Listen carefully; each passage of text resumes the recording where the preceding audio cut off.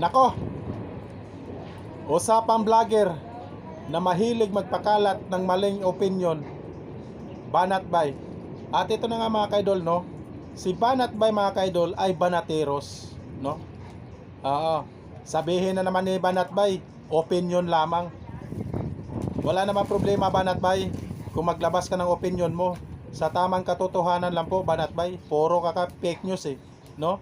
Pinapaniwala mo yung supporters ni Duterte, no?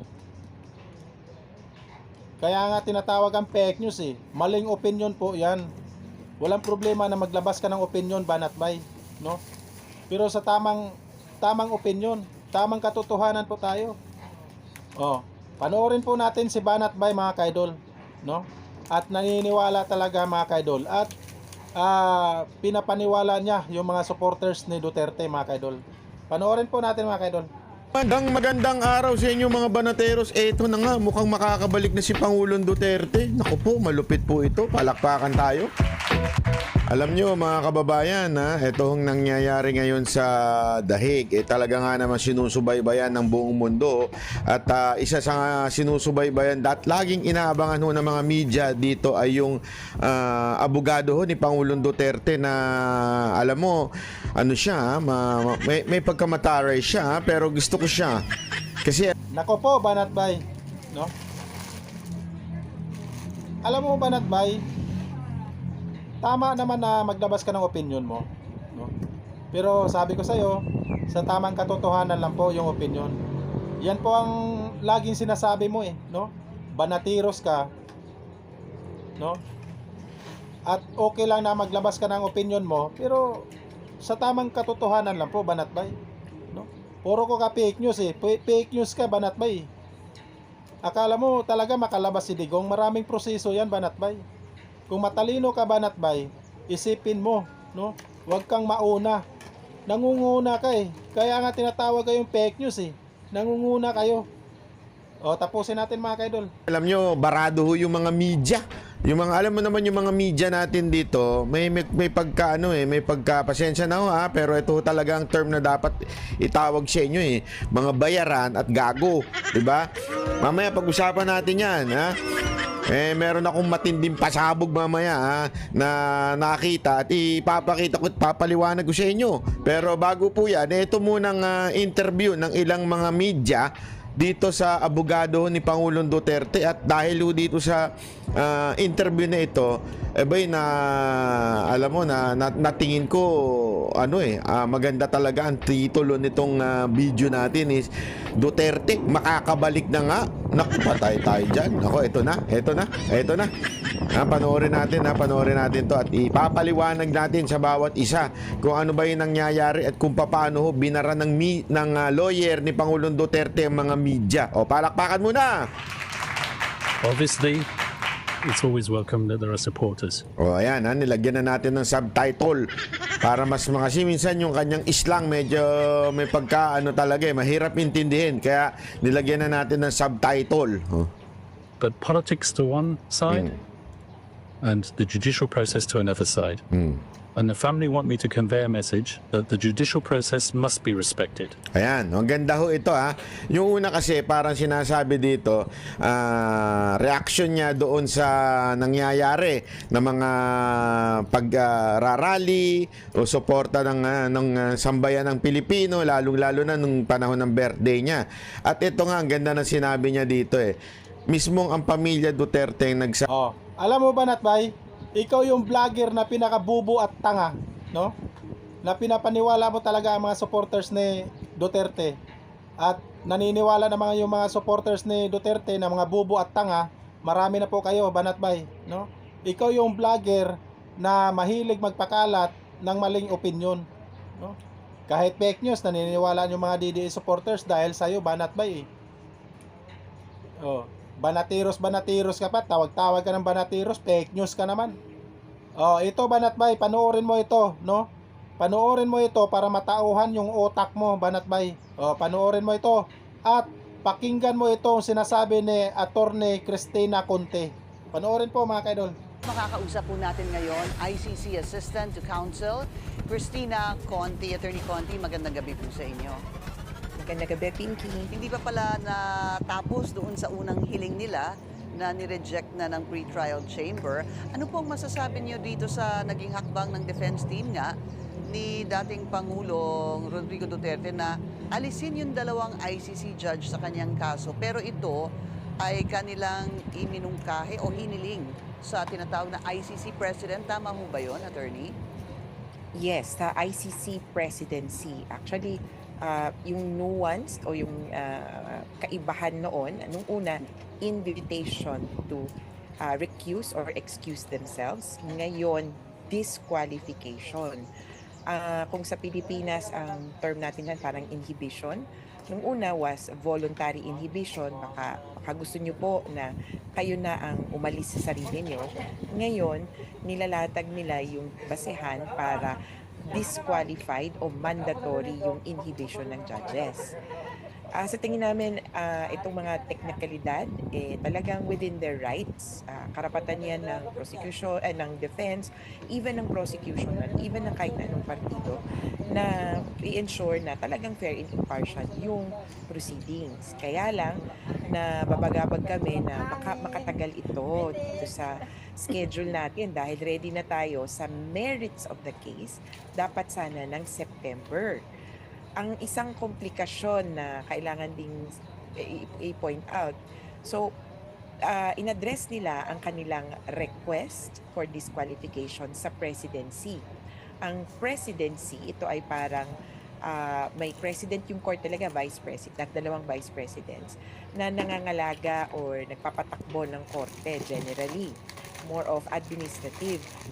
Yung isa sa tatlo dyan, ay yung mismong judge na disqualify. I see. Kaya, Sino po sa kanila doon si sa Judge dalawa? Alapini Gansu Si Alapini Gansu is ay is second vice I president see. of the presidency. So, parang sinasabi na sa presidency, pwede niyo bang i-disqualify yung dalawang judge sa pre-trial chamber? Pero kapag hindi siya hindi pwede yung judge kasi siya mismo yung pinapatanggal din sa isa. Kaya medyo komplikado at magsasanga-sang Attorney, parang conflict of interest. Parang ganun lalabas yun. Kasi kung may presidente at dalawang vice president, yung isang vice president ay yun yung pinapadisqualify ng kampo ni dating Pangulong Rodrigo Duterte. How does that work? Well, depende yan sa presidency. But the votes will be just 2 votes. And technically, it has to be 3 para parang hindi kayo pwedeng mag-tie. Kaya depende yan kung papapalitan kasi the presidency cannot be essentially replaced.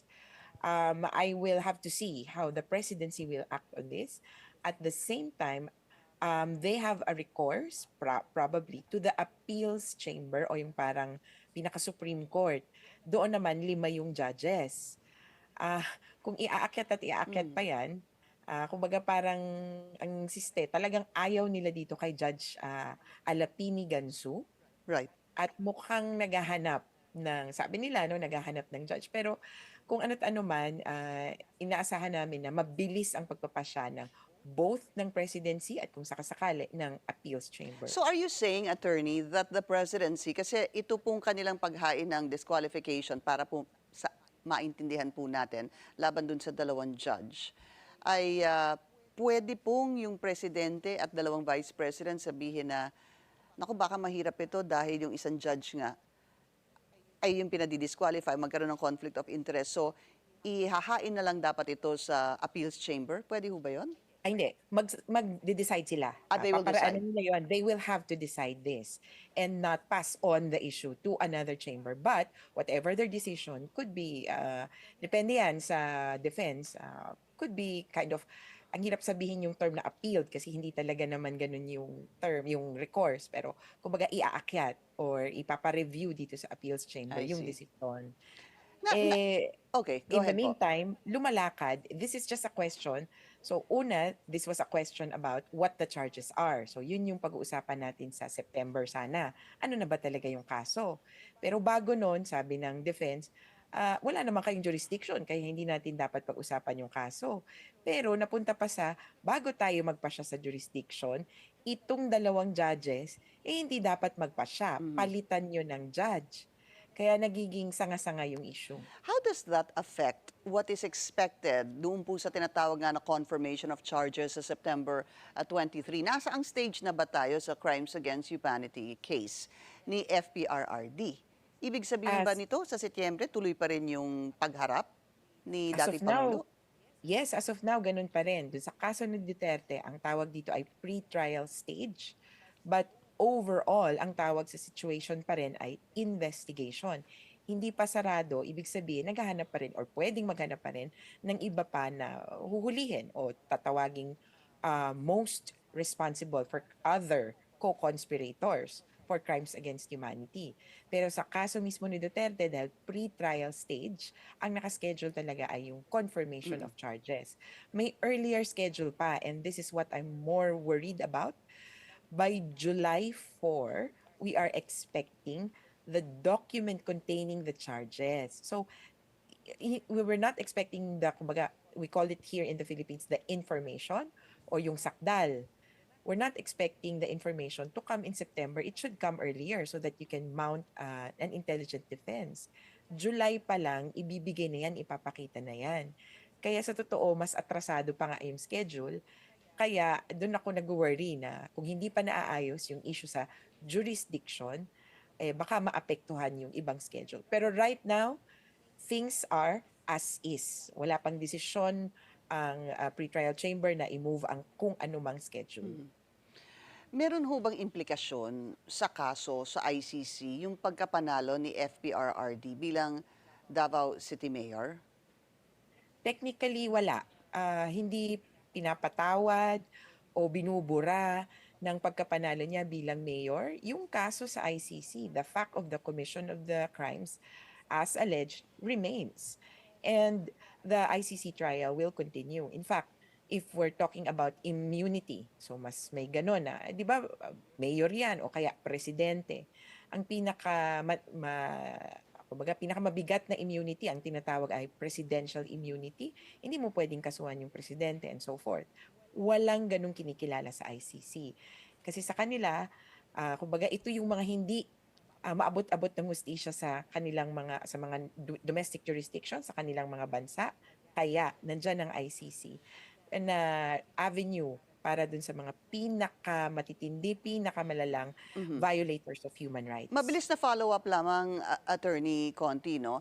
Maaari kayang gamitin ng depensa itong pagkapanalo ni FPRRD bilang to bolster his defense, kumbaga, dahil nga landslide victory ang nangyari po sa pagkapanalo niya. Ibig sabihin, I think it was Attorney Romy Macalintal who was telling me yesterday na maaaring gamitin ito at sabihin na, tinan mo, napakaraming ang bumoto sa kanya. Ano tong crimes against humanity na pinag-uusapan?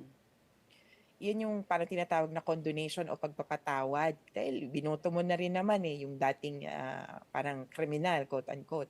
Pero that theory or that doctrine only pertains to administrative cases, not criminal cases. Hindi mabubura yung nangyaring krimen. And most importantly, Davao lang ang bumoto. Hindi naman niya kayang patawarin o i-brush aside yung mga issues for the rest of the country. Kaya tuloy pa rin yung kaso. Itong implication lang na ito possibly ay doon sa potential interim release. Pwedeng gawing basehan na kailangan niyang makalaya at umuwi ng Pilipinas. Okay. Although I doubt it kasi lalong sasabit dun sa kaso. Kung mabibisi ka sa Pilipinas, paano mo haharapin ang kaso? Maraming salamat po sa inyong oras, ICC Assistant to Counsel, Christina Conti. Ayan po mga kaidol, no? At sigurado mga kaidol, yung sinasabi ni Attorney Cristina Conti mga kaidol, hindi talaga maintindihan yan sa mga DDA supporters. Kasi alam ko naman, mga bubo at tanga, na kahit kailan hindi talaga maintindihan sa mga DDA supporters mga kaidol. At lalong-lalo na po ito, si Banat Bay, no?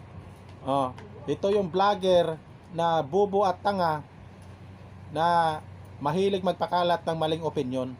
Kahit fake news, no, binablog ni Banat Bay. Grabe Banat Bay. At sa hindi tayo magtapos mga kaidol, isang like naman dyan mga kaidol. Maraming salamat po sa inyo and God bless po mga kaidol.